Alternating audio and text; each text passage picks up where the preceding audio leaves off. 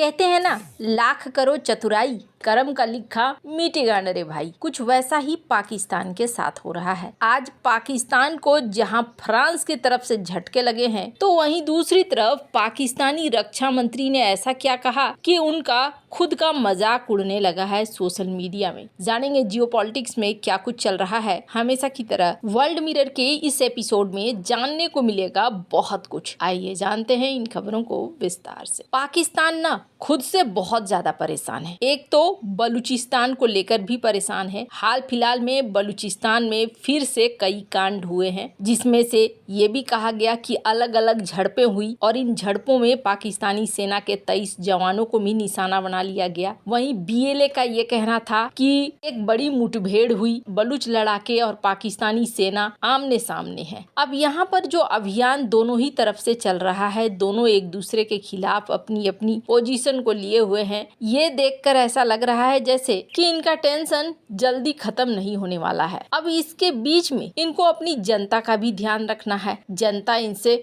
कई तरह के सवाल कर रही है कि आखिरकार हम क्या कर रहे हैं। भारत ने वाटर ट्रीटी को लेकर अभी कुछ भी हामी नहीं भरी है। भारत की जो बातें हैं वो साफ बता रही हैं कि भाई पानी तो हम नहीं छोड़ेंगे। ऐसे में क्या होगा अगर भारत के बयानों को देखेंगे, आर्मी एयर डिफेंस डीजी की अगर इस बयान को देखें, स्क्रीन पर इस आर्टिकल को देख रहे हैं आप, तो उन्होंने क्या कहा। उन्होंने कहा कि देखो जी, हम तो तैयार हैं और हमारी रेंज जो है बहुत दूर तक है। पाकिस्तान के केपीके से लेकर हर इलाका हमारे रेंज में आता है और ऐसा नहीं है कि हम जब लड़ने पर आएंगे तो पूरा का पूरा पाकिस्तान का हर इलाका हमारे रेंज में होगा। ये स्क्रीन पर इस आर्टिकल को आप देख सकते हैं। अब ये सारी बातें पाकिस्तान की जनता भी जानती है। पाकिस्तान की जनता का अपने सरकार के ऊपर थोड़ा प्रेशर भी रहता है और इसी प्रेशर को झेलते झेलते रक्षा मंत्री ख्वाजा आसिफ ने क्या कह दिया, स्क्रीन पर इस वीडियो को आप सुन सकते हैं। आप सारे का सारा जो है इंडिजिनस जो है हमारी टेक्नोलॉजी, हमारे बच्चों ने,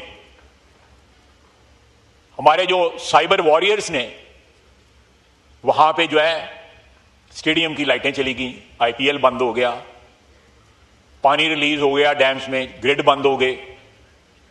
ये सारी बातें जो हैं, ये सारे हमले जो है, जो साइबर अटैक्स जो थे, ये हमारे बच्चों ने किए हैं।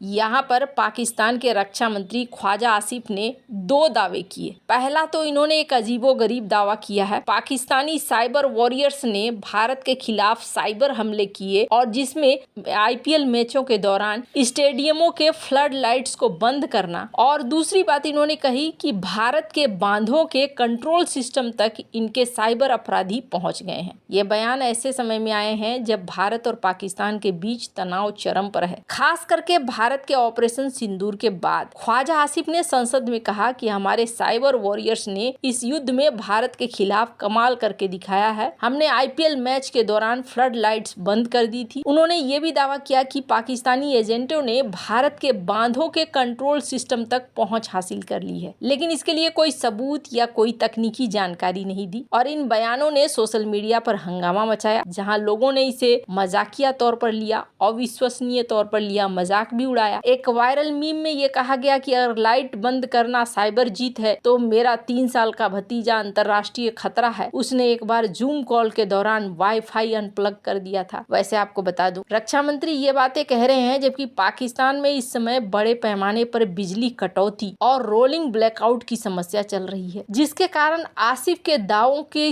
विडंबना और बढ़ गई। सोशल मीडिया पर पाकिस्तानी यूजर्स भी सवाल उठाने लगे। उन्होंने सवाल उठाना शुरू कर दिया कि स्टेडियम की लाइट्स बंद करने से क्या हासिल हुआ है, क्या ये वाकई एक रणनीतिक जीत मानी जा सकती है। एक यूजर ने लिखा कि पाकिस्तान में आखिर क्या गलत है, वे वास्तविकता से इतने कटे हुए क्यों हैं। ये बात तो बिल्कुल सही है। जिस तरीके के चूरन ये चटाते हैं, उस तरीके के चूरन पाकिस्तान की जनता चाट भी लेती है। ये अजीब सी बात है। ख्वाजा आसिफ के ये बयान सिर्फ एक विवाद खड़े कर रहे हैं और कुछ नहीं, और ये बहुत ज्यादा बोल रहे हैं। वैसे तो ख्वाजा आसिफ ने ऑपरेशन सिंदूर के समय भी बहुत ज्यादा बोला था और कई बार इन्होंने अपनी बातों से हंगामा भी मचाया है, पर ये बातें खास तौर पर लाइट के लिए बेकार साबित हो रही हैं। और वहीं दूसरी बात है कि बांध के कंट्रोल तक पहुंचना, तो बांध के कंट्रोल तक पहुंचा जा सकता है साइबर तरीके से, ये संभव है। लेकिन अब जब ये बातें कह रहे हैं तो जरूर भारत ने कुछ न कुछ उपाय जरूर करा होगा, और नहीं करा है तो कर लेंगे, पर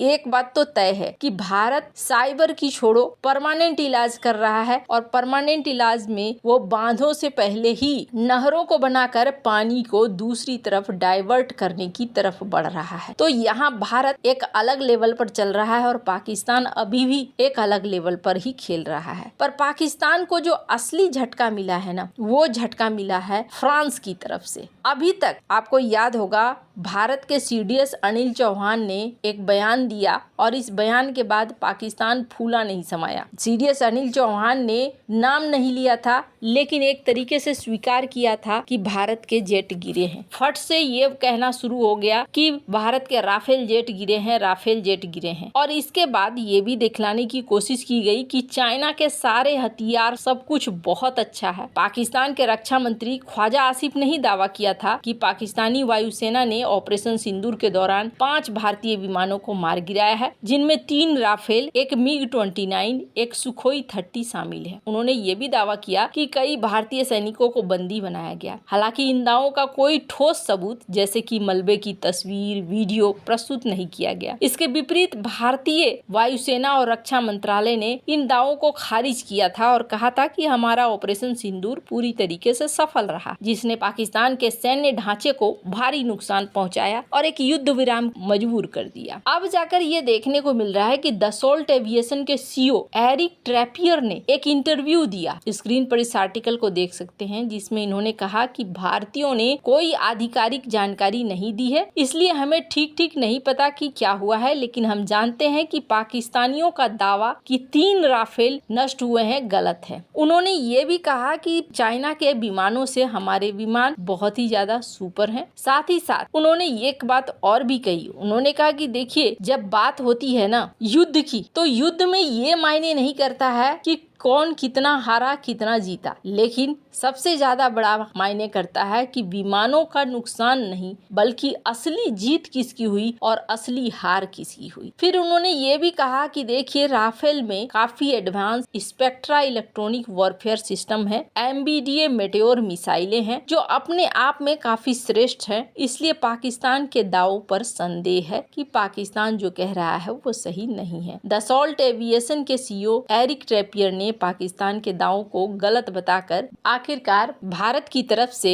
पाकिस्तान के साथ साथ कई मीडिया हाउस को जवाब दे दिया है। वैसे आपको क्या लगता है, इन सब मामले में आपकी क्या राय है, कमेंट कर जरूर बताएं। जल्द मिलते हैं अगले वीडियो में नई खबर के साथ।